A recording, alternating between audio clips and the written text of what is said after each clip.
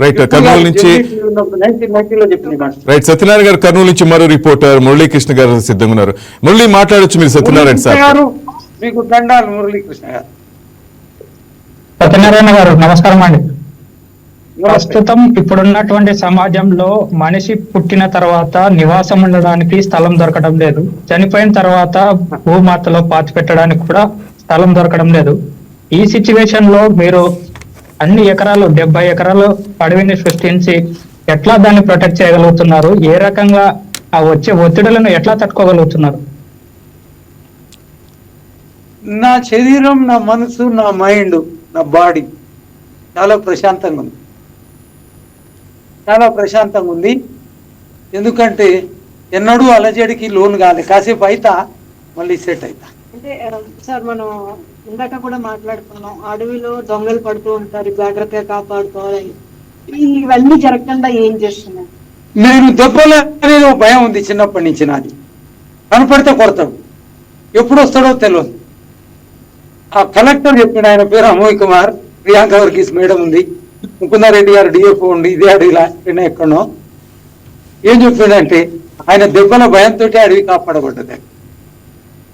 ఇది నేను కొడతా వెనక ముందు చూడండి. ఎప్పుడు కర్ర ఉంటుంది, ఒకటి లావు కర్ర ఉంటుంది, ఒకటి సన్న కర్ర. ఆ సన్న కర్ర సుర్ర అంటది, మండుతుంటది, ఏమో సుర్ర కడుతుంది, వాత పడుతుంది వాని కాళ్ళ మీద, పైన బటక్స్ మీద. వెంటనే వాత పడుతుంది, అమ్మో అంటాడు, ఎగురుతాడు, డాన్స్ చేస్తాడు. రెండో దెబ్బ పడుతుంది, మూడో దెబ్బ. దీంతో కొడితేనే ఏమైతే అంటే ఆయన కాలు వచ్చి ఎగురుకుంది.